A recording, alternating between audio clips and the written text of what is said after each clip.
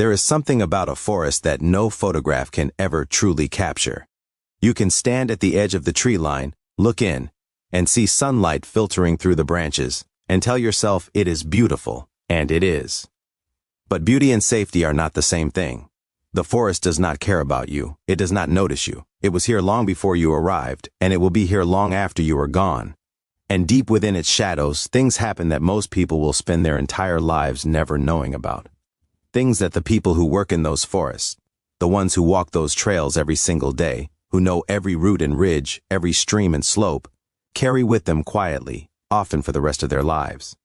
The men and women who protect the world's forests are a special kind of person.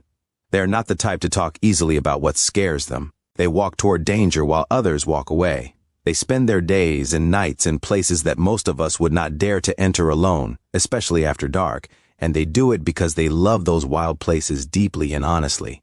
But even the bravest among them will sometimes lower their voice and lean a little closer when they begin to tell you about the thing that still wakes them in the middle of the night. The memory they have never quite been able to shake. The moment out there, deep in the trees, far from any road, far from any help, when something happened that changed the way they understood the world. Tonight, we are going to hear from several of those people. A former Russian forest ranger who encountered something in the wilderness of the Ural Mountains that followed him all the way to America. A Romanian forester who fought to protect his beloved forest at an enormous and heartbreaking cost. An American ranger who discovered something buried inside a tree that had no business being there at all. And another ranger whose colleague was found collapsed and barely alive in the woods, holding the memory of something warm and dark in his hands. Something that simply vanished without a trace. These are their stories, told in their own words. And I want you to settle in right now because once we get started, you are not going to want to stop listening. And if you are new here and this is your first time joining us, welcome. You are in exactly the right place. Go ahead and hit that subscribe button so you never miss a single story. And make sure you ring that notification bell so we can find each other every time something new comes out. Now let us begin. My name is Ruslan, and I am almost 60 years old. I live in Brighton Beach here in Brooklyn, New York. These days I drive a cab. That is pretty much all I do. All day, every day, just behind the wheel, moving through the city streets, listening to the radio or a podcast to pass the hours. And I want to say I listen to stories like the ones you share here quite a lot during those long drives, because they remind me of a different life, a life I lived a very long time ago, in a place that most Americans have never heard of and would have difficulty finding on a map. Because things were not always this way for me. I did not always drive a cab in Brooklyn. Once upon a time, I was a forest ranger in central Russia. And the things I experienced during those years have stayed with me through every single decade since. I immigrated to the United States in 1992. That was just a short while after my country, as I had always known it, simply disappeared overnight. The Soviet Union collapsed. Everything changed, and eventually, like many others, I found myself packing what I could carry and making the long journey to a new world. But before all of that, before Brooklyn, before the cab, before any of it, I was a forester working in a place called Yugva. Specifically, I worked in the Yugva National Park, which stretches across the western slopes of Russia's Ural Mountains, that ancient and rugged range where Europe and Asia meet each other like two great continents pressing their foreheads together. The park sits about 1,600 kilometers east of Moscow, which gives you some idea of just how remote and untouched that region truly is. Now, Yugva is a remarkable place. At the highest elevations, the land opens up into tundra, cold, bare, windswept, with a kind of ancient silence that wraps around you like a heavy coat. But as you descend, the landscape softens into meadows and open ground. And then, covering more than half of the entire park, there is the forest. Dense, dark boreal forest made up mostly of pine and spruce, stretching out in every direction for as far as the eye can see. The park itself covers nearly 19,000 square kilometers. To put that into perspective for you, the entire country of Kuwait is only about 17,000 square kilometers. So this park is larger than some entire nations on this earth. It is a place of truly staggering scale, because of its remote location, and because there were other parks much closer to the major cities of Moscow and St. Petersburg. Yugva did not attract a great deal of tourists. Only a few thousand people visited each year. And back in the days when I worked there, many of those visitors were the families of Red Army soldiers stationed at military bases nearby. The park was relatively quiet, relatively isolated. We liked it that way. My official job title was Lichnik, which you could loosely translate into English as forester. Now, I want to be clear, we did not use the word ranger. I have always found that to be a very American concept, and a good one, but it was not part of our world. Under socialism, there were no fancy titles. There was no drama about what you were called. We were foresters, all of us, every single one. And that was enough. That was more than enough.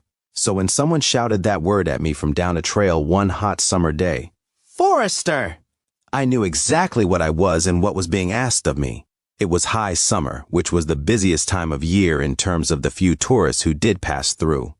I was walking along a woodland trail, enjoying the warmth of the season and the particular stillness that settles over the forest during those long, bright afternoons, when I suddenly heard a voice cutting through that quiet from somewhere behind me. "You there, Forester, come here, now."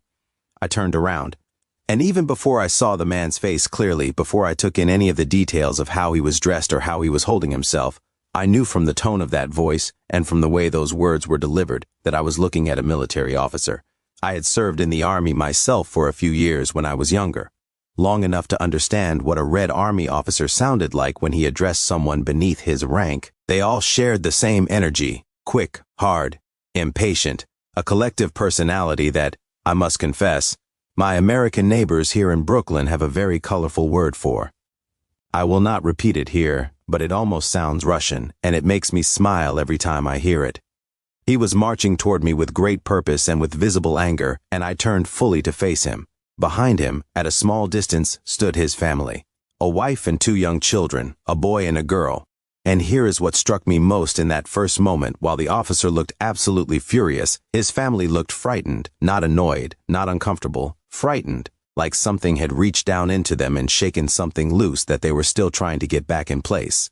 When I asked the officer what the problem was, he told me in no uncertain terms. He said that while his family had been sitting down for a picnic somewhere in the forest, a strange man had appeared. Not a hiker, not a lost camper. A strange man, dressed in dark animal furs, wearing what appeared to be a hat made from an actual bear's head, the skull and the fur of it arranged over the man's head like some kind of ancient mask or crown. The man in the bear's head had not immediately threatened them. He had simply stood at a distance and stared, just stared. When the officer moved toward him and challenged him, the man did not run. He did not speak. He simply held his ground and stared back with eyes that, according to the officer, looked absolutely mad, empty of any normal human reasoning. But then, when the officer took a few more steps in his direction, the bear man charged. Not fully, not all the way. He ran at them with terrifying speed and force and then stopped short, pulling up at the last second in what any naturalist would recognize as a false charge, the same behavior you see from large animals trying to drive away a threat without committing to actual contact. The officer's wife had screamed, the children had screamed, and after having driven them all nearly out of their minds with fear, the bear man had simply turned around, walked slowly back into the trees, and disappeared, laughing, actually laughing, at the terror he had just caused.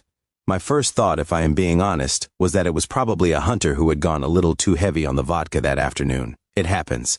But when I said that, the officer dismissed the idea immediately. This man, he said, had carried no hunting equipment whatsoever, no rifle, no bag, no traps. Nothing but those furs and that bear's head and the madness behind his eyes. And then the officer made it very clear to me, if this man was not found and dealt with by the end of the following week, there would be consequences for us as foresters, serious ones. So that same afternoon, I went out with one of my fellow foresters to begin looking for him. Now, we had an old vehicle back at the central headquarters, a UAZ 469, that we had nicknamed the Goat, and I wanted to be fair to the Goat, because despite everything I am about to say about it, we loved that vehicle. But I also want to be honest, the brakes were not great, the engine was very loud, and riding in it for long distances left you with bruises in places you would rather not have bruises. It was not comfortable, it was not quiet, it was not elegant.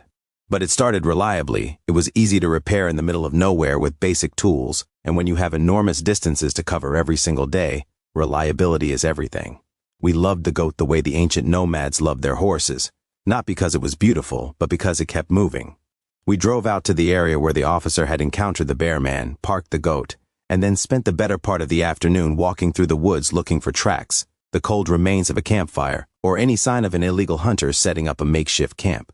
Illegal hunting was actually quite common in the park, especially during the autumn months, when poorer families wanted to stock their food supplies before the long Russian winters settled in. Those hunters often spend several days at a time deep in the forest, and all that activity tends to leave obvious signs behind: discarded food, boot prints, gutted animals, scattered ash from fires. But the bear man had left almost nothing. We found a few footprints that faded quickly onto hard ground or led into streams, which tell you nothing useful. And aside from those, there was simply no trace of him anywhere. We decided to call off the search for that evening as the sun began to drop toward the tree line. But we went back out again the very next morning, picking up where we thought the tracks had been leading and pressing further into the park's interior. The second day we covered miles of meadow and stream crossing, keeping our heads down and our eyes on the ground. We found animal tracks in abundance, a few droppings, nothing remarkable. But nothing human either. There were no traces of the bear man anywhere in that direction, which suggested he had moved deeper into the park, which meant we were heading the right way. But finding absolutely nothing even as we went deeper was unsettling in a way that was difficult to put into words. And then, just as we were seriously discussing turning back to the headquarters entirely and reporting our failure, we found the charms. Now, charm might not be exactly the right word, but the Russian term is ober, and it refers to small objects, trinkets really, that carry a spiritual or supernatural significance. Some of them are connected to the Orthodox Church. Lengths of rope that have been blessed by a priest, for instance, that some people tie around the necks of their dogs for protection. But others come from a much older tradition, something called Zagavori, which is Slavic folk magic, ancient and deeply rooted in the pre-Christian beliefs of the land. And those kinds of oberi do not bring blessings. They carry curses, or at least they are intended to. The first one we found was hanging from the low branch of a pine tree. It was a small bird's skull mounted against a backing of carefully woven twigs. My partner reached up and took it down from the branch and looked at me with an expression that said everything without a word being spoken. Such things occupied a strange legal gray area during the Soviet era. Zagavori was not technically against the law, but if the authorities discovered that a person genuinely believed in and practiced such ancient folk traditions, that person could expect a rather long and uncomfortable stay in a psychiatric institution for what was officially labeled as irrational and anti-Soviet superstition. So finding one of these charms out here in the forest told us several things at once. It told us we were in the right area. It told us that the bear man was not interested in hiding from us so much as he was interested in warning us. And it told us he had no fear of authority whatsoever. We pushed on a little further into the trees, and then we found more. Not all of the charms we discovered included animal bones. Only the most deliberately unsettling ones did. But each and every one of them sent the same quiet, unmistakable message: you are in my territory, you are not welcome here, and you should leave before something happens to you. My partner and I exchanged a look, turned around, and went back to headquarters to report what we had found. Our boss organized a larger team to sweep the area the following morning, and at dawn we went in again, this time spread out in pairs across a wide front, using our radios to stay in contact. And that decision, the decision to spread out in pairs, turned out to be a serious mistake. Around mid-morning, one of our team members was walking through the area we had explored the day before when the ground suddenly gave way beneath his feet. He reacted on pure instinct, twisting his body as he fell and pushing himself sideways with everything he had. And that impulse saved his life. He managed to grab onto the edge of the hole, hang there for a terrifying moment, and then drag himself back up to solid ground with every ounce of strength he possessed. Once he was safely upright and breathing again, he looked back to see what he had nearly fallen into. It was a pit, a deep one, and at the bottom of it were 6 sharpened wooden stakes, each one pointed and solid enough to punch straight through the sole of a boot if someone fell onto them with any force. And our colleague had come within a single misstep of doing exactly that. He called in what he had found over the radio, and the rest of us came running to see it for ourselves. And standing around that pit, looking down at those stakes in the quiet of the morning, we all understood something very clearly that we had perhaps been avoiding until that moment. This was not a confused man. This was not a drunk hunter playing games. This was someone who had deliberately set a trap to injure or kill anyone who followed him, and we had been following him with nothing in our hands more dangerous than a notebook. We retreated immediately, back to headquarters, back to safety. And we waited for orders. Now, if you have ever felt that combination of anger and relief all at once, the kind you feel when you realize how close something came to going terribly wrong, then go ahead and share that in the comments, because I think a lot of us know exactly what that feels like, and I would love to hear from you. When the orders finally came down, they came with news that lifted all of our spirits considerably. The next time we went into the forest in search of the Bear Man, we would be carrying rifles. Real ones, borrowed from the local Red Army militia, which was something like your American Army Reserves. And we would be traveling in teams of 2 at all times, no exceptions. We felt in that moment as though things had finally shifted in our favor. We were wrong. Completely wrong. A few hours into the search, our radios crackled with a panicked voice. One of the 2-man teams. The caller's voice was shaking badly. He said they were under attack from an unseen position. They could not see the attacker, but the attacker could clearly see them, and they were retreating as fast as their legs would carry them. The strange thing, the thing that made several of us pause, was that we had heard no gunfire, not a single shot, but we knew which sector that team had been assigned, and we ran toward their location with our rifles ready and our hearts pounding. We heard them before we saw them, running, shouting, calling out for help, and when they spotted us, they started screaming at us to open fire behind them, that he was back there, right behind them, just shoot everywhere, but there was nothing visible behind them, no movement in the trees, no shadow, nothing. They had been clearly terrified by something real, but to us, coming from the opposite direction, it looked for all the world like they were running from ghosts. It took a minute or two before they would even stop moving. They kept insisting that arrows were going to come flying at any second, and that word, arrows, brought every one of us to a standstill. Arrows. We did not have to take their word for it. We retraced their steps carefully through the undergrowth, and eventually we found it. One single arrow buried deep into the trunk of a tree. It had been shot with enough force that only the tail end was visible. Someone out there had a bow, a proper one, and he knew how to use it. That discovery ended our forester patrols entirely. Our boss refused to send us back into that part of the forest without a militia escort. And not just the rifles we had been given. Full militia, with Kalashnikov rifles and PKM machine guns. Fully automatic weapons, far more capable than the old World War II-era semi-automatic rifles we had been using. A week later, a force of 24 militia personnel marched into the forest alongside us. We spent the entire day covering the Bear Man's territory from end to end. No arrows came, no attacks. We found no trace of where he slept or ate or sheltered, and we allowed ourselves to believe, cautiously, hopefully, that he had moved on. That the sight of 24 armed soldiers moving through his woods had convinced him to pack up whatever strange and terrible life he had built out there and go somewhere else. But he had not gone anywhere. He had simply waited. About a week after the militia swept the forest, 2 of our foresters spending the night in a cabin in the northern sector were woken in the dead of night by the sound of breaking glass, followed immediately by the terrifying orange glow of fire climbing the outer walls of the cabin. Someone had thrown what sounded like a glass bottle filled with some kind of accelerant against the wood. One forester was awake enough to reach the fire extinguisher. But those old Soviet extinguishers, I can tell you from experience, were not exactly the finest pieces of equipment ever produced. They were next to useless. The fire won. Both men escaped with their lives, barely, and ran out into the cold night air watching the cabin burn. The Bear Man was no longer waiting to be found. He was now hunting us. Our boss called the militia back. But this time, instead of 24 officers, they sent an entire company. Scores of heavily armed men combing through the forest in organized lines. And this time, the Bear Man did not simply watch and wait for them to pass.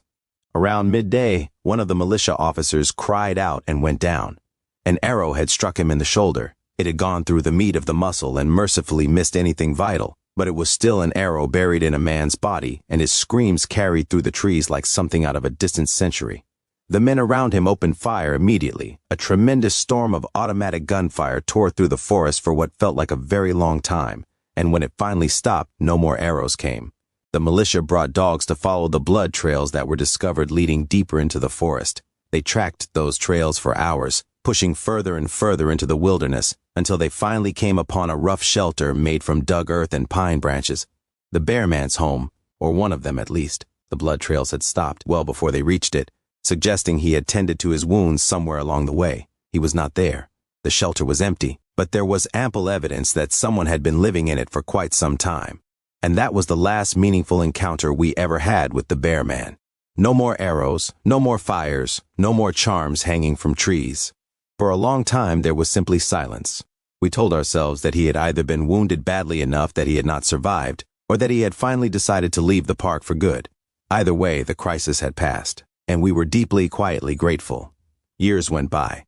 Then the Iron Curtain fell, and everything changed. The Soviet Union dissolved like a dream in the morning, and one by one, the foresters began drifting away. Some to the cities, some to other countries, hoping for a new beginning somewhere the world was not falling apart quite so visibly. I was one of those men.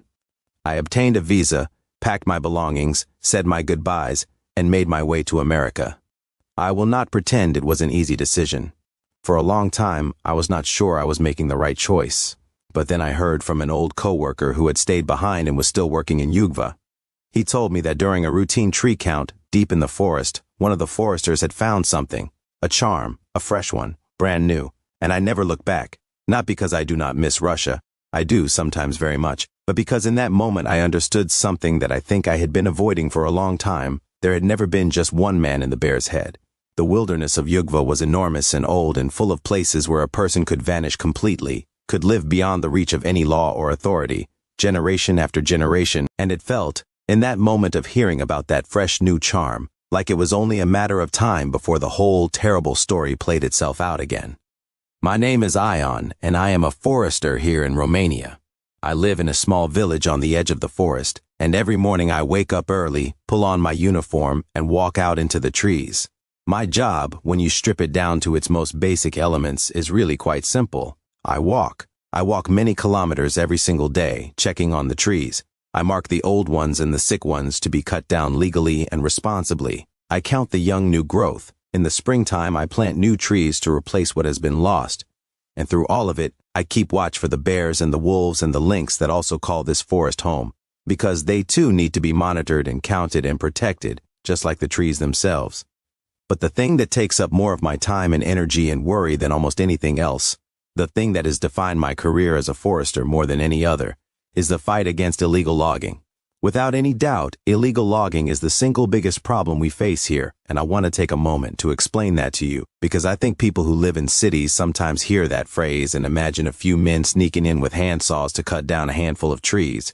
The reality is nothing like that. The gangs that operate in our forests are organized and ruthless. They come mostly at night, and they come with axes and chainsaws, and they target the best and oldest trees. The great old beech trees, the oaks that have been standing for hundreds of years, the tall spruce, and they cut them down and haul them away in trucks as fast as they possibly can. Now, you might ask, how many trees can they really take in a single night? More than you would ever want to imagine. A large and organized group of illegal loggers can cut down as many as 100 trees in a single night, and they do not take nights off. Night after night after night, they come back and do it again. In the space of a single month, thousands upon thousands of ancient healthy trees can disappear from the forest, and the damage they leave behind is almost impossible to undo within any human lifetime. And the damage is not only to the trees themselves. When the trees go, the soil begins to wash away every time it rains. Rivers run muddy with the debris, they overflow their banks, villages flood, people lose their homes and their livelihoods. The animals that lived in those trees lose their nests and their dens. Some flee, some are killed when the trees come down on top of them. The whole living system of the forest, built over centuries, can be devastated in weeks. And what breaks my heart the most is thinking about my children, about the forest that I grew up knowing, the big, ancient, breathing, alive forest, and whether they will ever get to walk through something like it. Because if things do not change, they may not. But that thought, that fear, is also the thing that gives us the will to fight. And the fighting, I have to be honest with you, has not been easy. It has not been safe. It has not been without cost. And the cost has not only been paid in time and effort, it has been paid in blood. For a long time, we could not carry weapons. We had nothing but our wits and our courage and a flashlight and a notebook. At night, when we heard the chainsaws in the darkness, we would hide in the trees and count the loggers, take notes on their numbers and their vehicles and their methods, building evidence we could hand over to the police. And when the group was small enough, we sometimes tried to bluff them, making enough noise and moving through the trees in such a way as to suggest we were a larger force than we were. Sometimes it worked. The loggers would abandon their lumber, jump into their trucks, and be gone before we could get close. But sometimes it did not work. Sometimes they called our bluff entirely and came at us with their chainsaws roaring and their axes raised. And I want you to understand, truly understand, what that feels like. When a man comes running at you full speed with a revving chainsaw in his hands, your entire life narrows down to a single bright, terrible point. It is not something you forget. It is not something that leaves you. I have carried that image in my body for years. We called the police every time it came to that. But the police were always stationed far away, and by the time they arrived, the loggers were long gone, and there was nothing to show for it but our shaking hands. In the meantime, some of the other foresters, not all of us, but some, had begun accepting bribes from the logging gangs to look the other way. We who refused reported it. We tried to root it out. But corruption is a stubborn thing, and we were largely unsuccessful. And eventually, the local government decided that if we could not clean our own house, they would punish the entire household. Our boss called us all into headquarters one morning to deliver news that left us furious and disbelieving in equal measure. The government, he said, had lost patience with us. They viewed the bribes being taken by some of our colleagues as a collective failure. And so the punishment would be collective too. From that point forward, a portion of money would be taken directly from all of our paychecks every single week, fines to cover the losses caused by the illegal logging we had failed to prevent. The fines would continue for as long as the problem continued. No appeals, no exceptions. I cannot describe to you how infuriating that was. We had been risking our safety in that forest without weapons, without proper support, without adequate protection, and now we were also going to lose money from our families' tables. For those of us with children to feed, there was really only one possible response: fight harder, be smarter, do whatever it took to drive those gangs out of our forest. And we got creative. We started with firecrackers, large, powerful ones that we could launch through the trees from a safe distance. In the dark of the forest, with a sudden explosive sound going off just above their heads, the loggers would scatter. At first it worked beautifully, but they learned quickly. Before long, they would simply keep working through the firecrackers, knowing they were harmless, waiting for us to run out. We tried dogs next, hoping that the sight and sound of them in the darkness would be enough to spook the loggers into leaving. But the loggers called that bluff too. They knew we would not actually set the dogs on them, not our own loyal animals, and they were right, we would not do that, so the dogs stopped being useful. We petitioned the government repeatedly for the right to carry firearms. Repeatedly we were told the same thing: you are not soldiers, you are not police officers, and it is too dangerous. Focus on gathering information. Turn over what you find to the police and let them make the arrests. We tried that too, but it was slow. It was painfully, heartbreakingly slow, and the trees kept falling every night. And then, after months of this, months of losing money and losing ground, a small victory arrived that gave us all a desperately needed lift. Two of our foresters, Niku and Gavril, were out on patrol one night when they came across a group of illegal loggers deep in the forest. There were a lot of them, far too many for just two foresters to confront directly. But instead of simply hiding in the shadows and taking notes, Niku and Gavril came up with a plan between them. Niku would be the distraction. He walked straight out of the darkness and directly toward the loggers with his flashlight blazing, shouting at them, making himself as loud and visible and confrontational as possible. And it worked. Some of the loggers stopped their cutting and turned to deal with him. There was shouting. There were curses flying in both directions. A proper scene, big and ugly and distracting enough that no one was paying attention to the truck sitting quietly at the edge of the clearing. No one saw Gavril moving through the shadows behind them. And no one saw him crouch beside one of the trucks and draw out a knife and quietly, methodically, push it into 3 of the 4 tires. And then he slipped back into the darkness, just as quietly as he had come. The next morning, a second pair of foresters discovered the truck abandoned where the loggers had left it, sitting on 3 flat tires, surrounded by illegally cut lumber that they had been unable to haul away. We were overjoyed. We celebrated that abandoned truck like soldiers celebrating the capture of an enemy position in a great war.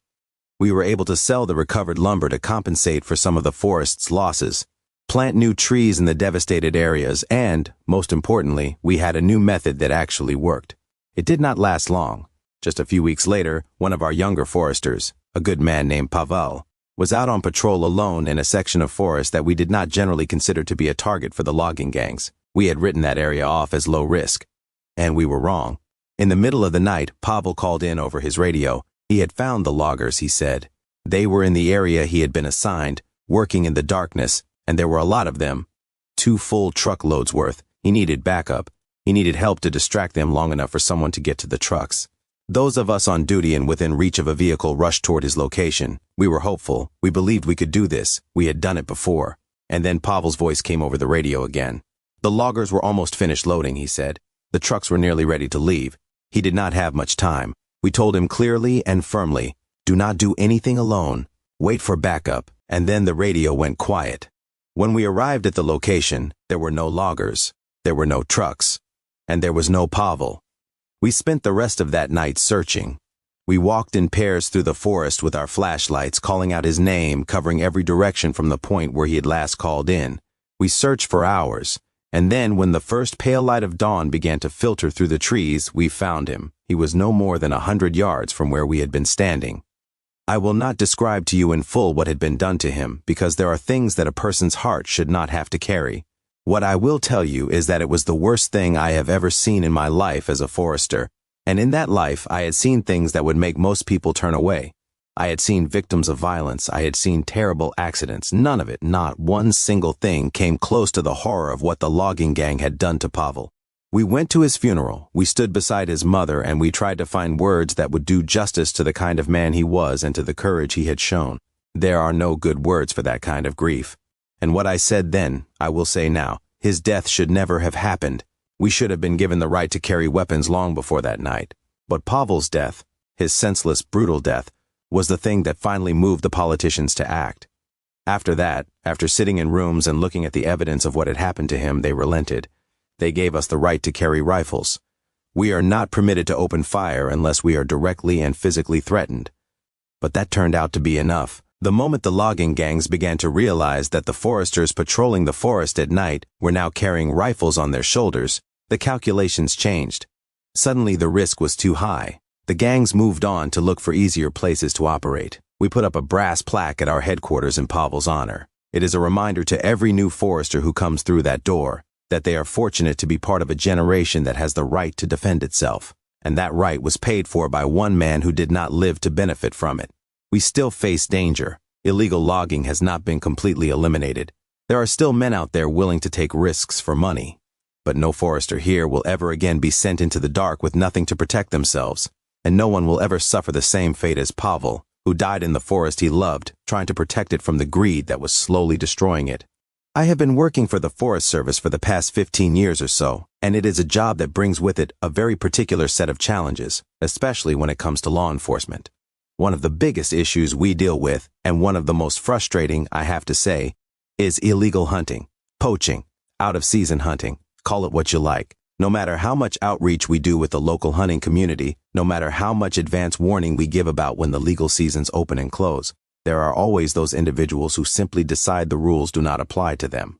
They want their buck, they want it now, and they do not want to wait for the calendar to catch up with their ambitions. And why does it matter? Because if everyone hunted the way those people hunt, the animal populations in this forest would collapse. The deer herds that hunters love to pursue in season would dwindle to almost nothing. The whole careful balance that keeps this ecosystem functioning would be thrown into chaos. So when we get credible reports that someone is out there hunting illegally and putting that balance at risk, we act on it immediately, every single time. One day, a report came in suggesting that illegal hunting activity had been taking place in a particular section of the forest. I drove out right away to take a look. Now, one of the techniques we use to determine whether a firearm has been discharged in a given area is to examine the tree trunks carefully. A rifle or shotgun fired in the woods will often leave evidence in the surrounding trees. It might be a fresh wound in the bark where something struck it. It might be a small, deep tunnel beneath the surface where a bullet punched through. Sometimes, if the shot was recent enough, you can detect trace metals just below the bark using a handheld metal detector. And the things we can learn from that evidence are remarkable. A bullet lodged at a certain height in a tree can tell us where the shooter was standing. The angle of entry can tell us the direction they were firing. The frequency of the damage across multiple trees can tell us whether this was a one-time event or a regular spot someone returns to again and again. And if the trajectory of those shots lines up with the known habitat of a protected species, we can begin building a very serious case. I grabbed the metal detector from my truck that day and started walking through the trees, eyes scanning the bark of every trunk I passed, looking for the telltale signs of gunshot damage. Sometimes you can be fooled. Deer rub their antlers against tree bark to remove the velvet or mark their territory, and that kind of damage can look similar at first glance to certain types of buckshot scarring. I had run my detector over plenty of suspicious patches of bark only to get nothing. But after about half a mile of walking, I found something that required no second guessing at all.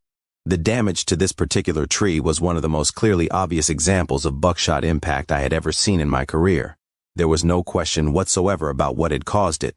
Multiple impacts, deep, spread in the distinctive pattern of a shotgun blast, so I held the detector up against the bark and waited for the signal. Silence.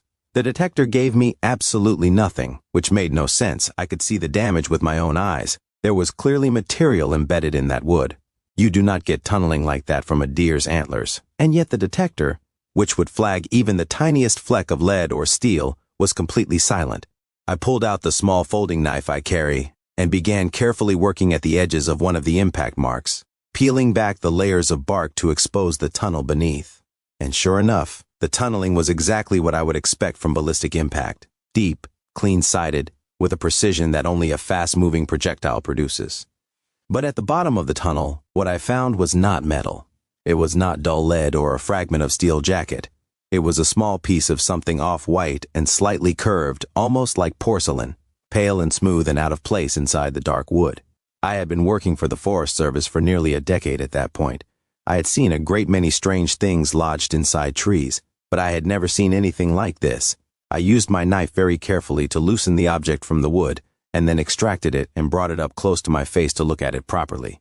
And then I let out a gasp, because it was a tooth, a human tooth, a front tooth, small and clean and unmistakably human, with the root still partially intact. As a ranger, you learn over time to recognize the teeth and bones of all the various animals that live in your park. You learn the difference between the flat grinding teeth of a deer and the long pointed teeth of a predator. You learn what bird bones look like, how small and hollow they are, and what you are holding in your hand right now. What I was holding in my hand right that moment was not any of those things. It was a person's tooth. I was absolutely certain of it. My first instinct, after the shock, was training. Preserve the evidence, protect the scene. I walked back to my truck, got on the radio, and reported what I had found. And then I went back to the tree with crime scene tape and began marking off the area. One of my colleagues arrived within the hour, and when I showed them what I had pulled from that tree, the look on their face told me everything I needed to know about how strange and frightening this was. We both knew that this was beyond our jurisdiction. This was not a case of illegal hunting anymore. This required forensic technicians. It might require a forensic anthropologist. We did not know how old those teeth were. We did not know when they had ended up in that tree. We knew almost nothing, and that not knowing sat very heavily between us. It took several days to assemble a full team, but one morning at dawn, a group of forensic technicians, investigators, and a photographer all arrived at the taped-off area and got to work. Everything was documented. First, the tree itself, the ground around it, the pattern and position of the damage, and close-up photographs of the teeth still visible within the wood. Only when all of that had been recorded did they begin the careful process of extracting the teeth, using specialized tools designed to preserve even the smallest trace of biological material for laboratory analysis. They also took wood core samples from the tree itself, because the rate at which wood grows around a foreign object can help determine how long that object has been there. My colleague and I stood and watched all morning, answering whatever questions we could. The investigators were particularly interested in knowing whether there had been any unusual activity in our area in the weeks and months prior to the discovery. We told them honestly, if there had been, we had not seen it. And then we waited. The first thing the lab wanted to know was who those teeth had belonged to. They ran comparisons against the National Missing Persons Registry. No match was found. They moved on to DNA testing, which is not only more specific but also casts a wider net, because DNA does not just identify an individual, it can identify their living relatives too. A connection in that database could lead them to someone who could help fill in the whole picture. No matches, not a single one. Whoever had owned those teeth had no relatives in any database, living or dead, which was not impossible, but it added yet another deeply unsettling layer to an already deeply unsettling situation. We never did find out with certainty how those teeth came to be inside that tree. What we were left with were theories, careful, considered, but ultimately inconclusive. One colleague suggested it might be some kind of ancient Native American burial site, so old that the growing tree had simply absorbed the remains over centuries. It was possible, but it turned out to be unlikely. Another colleague, the one whose idea disturbed us most profoundly, suggested something else entirely. He pointed out that there were no metallic fragments anywhere near the teeth, no buckshot, no lead, nothing that would indicate a conventional shotgun blast, and yet the damage pattern looked exactly like one. And so, quietly, reluctantly, he floated the possibility that maybe, somehow, the teeth themselves had been the projectile, that someone had loaded a shell with human teeth and fired them directly into that tree. I want to be very clear. We did not believe this was likely. In fact, we dismissed it fairly quickly as too extreme. But I also want to be honest with you and tell you that of all the theories anyone put forward, that was the one that stayed with me the longest. The one that surfaced in my thoughts on quiet evenings when I was walking through the trees alone and the light was beginning to fade. The one small comfort we had, and we held on to it firmly, was the lab's conclusion that those teeth had been in the wood for no more than about a year at the absolute maximum, and that they had belonged to a man who was in his 40s at the time of his presumed death. That was a hard piece of information to sit with, because it meant that whatever had happened, whatever strange and terrible thing had played out in that forest, it had happened while I was already a ranger in that very area, while I was out walking those trails and driving those roads and believing that I had a reasonable grasp of what was going on in my patch of forest, and I had not seen anything, had not heard anything, had not suspected anything at all. The forest is enormous. Our team is small, I know that. I have always known that. But it is still a very bitter thing to carry. They never found out who those teeth belonged to. No case was ever closed. No name was ever attached to the mystery. And to this day, I do not know what happened to that man, how he died, whether anyone knew he was gone, whether anyone ever looked for him at all. I try not to think about it too much when I am out among the trees, but even now that I am retired, on certain quiet evenings, I still find myself wondering about it, wondering how in the world they ended up there, deep inside the wood, waiting. I have been a United States Forest Ranger for the better part of 3 decades. In that time, I have heard some truly spectacular tall tales from hikers and campers, and the full assortment of curious souls who wander through the forest and decide to strike up a conversation with the ranger they happen to come across. I have lost count of the number of Bigfoot sightings I have been told about. We have had something like 20-odd UFO encounters reported over the years, with varying levels of detail and conviction. And one particularly memorable fellow once told me, with absolute seriousness, that he had spotted Jimmy Hoffa, the famous union boss who vanished decades ago, living quietly in an RV somewhere in the backcountry and presumably minding his own business. And it is not only the reports that come in, either. When certain people find out that I am a ranger, they sometimes pull me aside at gatherings or during conversations and ask me if I have ever personally seen anything strange or unexplained while out on duty. And I appreciate the question. I genuinely do. It is far more interesting than what most people ask me, but my answers have a tendency to disappoint them. I have never encountered any kind of undocumented creature. I have never seen strange lights moving silently through the night sky. The only hairy, growling, bipedal things I have ever encountered stomping through the woods in the early morning have been my coworkers before they have had their coffee. The one experience that has stayed with me, the only thing that has ever left me genuinely unsettled and unable to fully let go, does not even make for a satisfying story by most standards. It has no clean beginning and no neat resolution. It is just a knot of confusion and fear and questions that were never fully answered. And it started with a ranger named Ron. Ron went missing while out on a routine patrol. It was an ordinary morning, and Ron had been tasked with conducting a fire management inspection in his assigned sector. He was supposed to be checking for dangerous buildups of dry material, dead wood, pine needles, brush, anything that could feed a wildfire if conditions turned. Standard work, something he had done dozens of times. And then, at some point during that ordinary morning, he simply stopped responding to radio calls. A ranger drove out to Ron's last known location and found his truck sitting empty on the side of the trail. Ron's radio was on the passenger seat. The truck was locked. There was no sign of a struggle, no indication of what might have happened. Just a truck and a radio and a silence where Ron was supposed to be. A quick search of the immediate area turned up nothing, and so by that evening we had search and rescue personnel out in the forest with dogs, walking the terrain systematically, trying to find our colleague. The dogs found him. And when we caught up to the dogs and saw what they had led us to, the worry we had been carrying all day turned into something much colder and much heavier. Ron was lying on the ground. He was cold to the touch. And he looked the way my cousin used to look during a severe allergic reaction. His face and neck swollen, his breathing labored, his coloring all wrong. But it was not just his face and neck. His arms and hands were swollen too, badly, with that deep pink discoloration and a tightness to the skin that made it look almost shiny, like something stretched beyond what it was designed to hold, and around his fingertips. The skin had darkened further still, almost black at the tips, a color that no one's skin should ever be. We had a medic with us, and she moved immediately. She cleared his airway. She put in an 4-line. Within minutes, an ATV arrived with a transport cot, and Ron was loaded onto it and taken back to headquarters, where a helicopter was waiting to airlift him to the nearest hospital. And as that helicopter lifted up into the darkening sky, we stood below and watched and felt genuinely helpless. We did not know what had happened to him out there. We did not know what he had touched or breathed or stumbled into. We only knew that the medics who had worked on him had looked frightened themselves, and that one of them had told us plainly and without sugarcoating it that things were not looking good.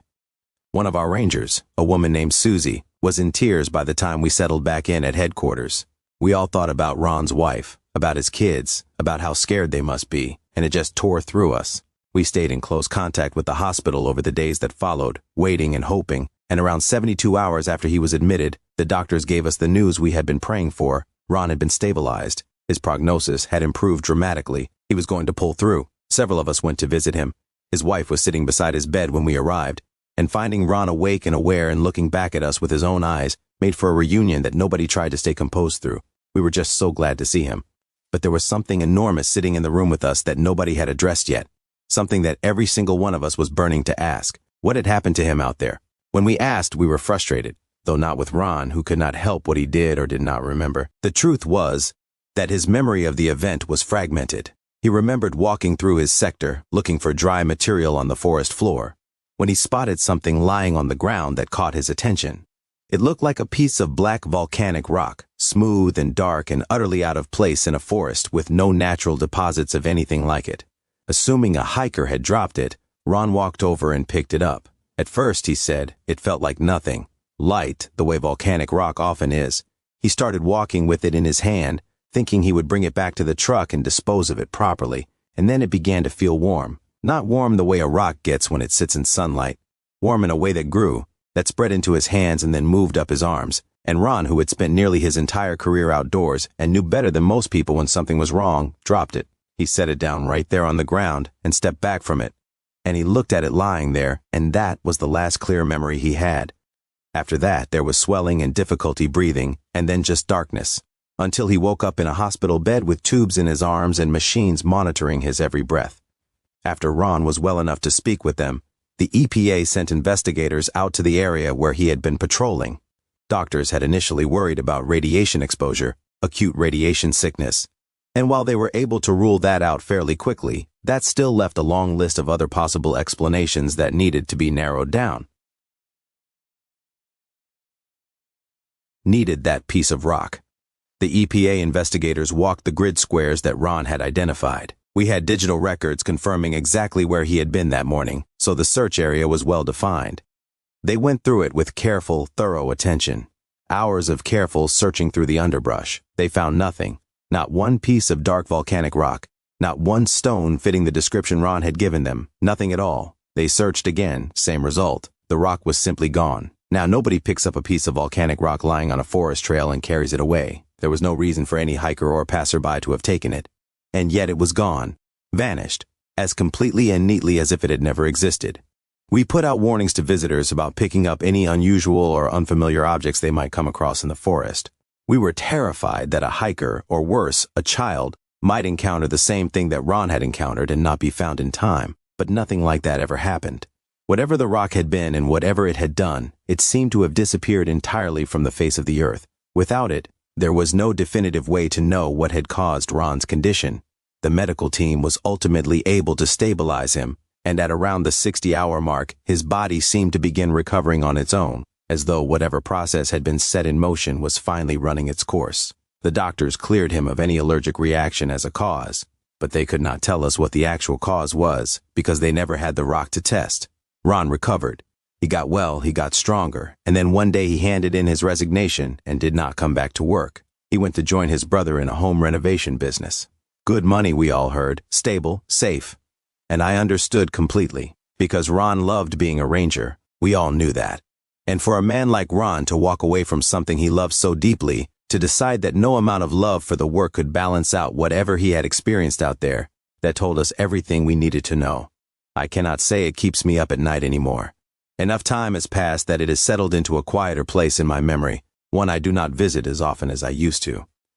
But every now and then, out in the forest, in the particular stillness of a morning, when the mist is still sitting low between the trees and the birds are just beginning to wake up, I catch myself wondering, just what exactly did Ron find out there that day? What was that thing? Where did it come from? And where did it go? I do not expect I will ever know the answer. Some things in the forest do not give you answers. They just give you questions, and the long, quiet company of those questions for the rest of your life. Thank you so much for being here with us tonight and for listening all the way through these stories. If something in what you heard made you pause, made you think, or reminded you of something you have experienced yourself, go ahead and write it in the comments. I read everything, and I love hearing from you. And if you know someone who loves a good mystery or a quiet chill down the spine, share this video with them. It is the kind of thing that is better experienced together. What do you think happened to that strange man in the bear's head? Do you think those teeth will ever be explained? And what about that warm black rock? Where do you think it went? Leave your thoughts below. And if you are not already subscribed, now is a great time. Hit that subscribe button and ring the notification bell so that the next time we sit down together like this, you will be the first to know. We will see you in the next one.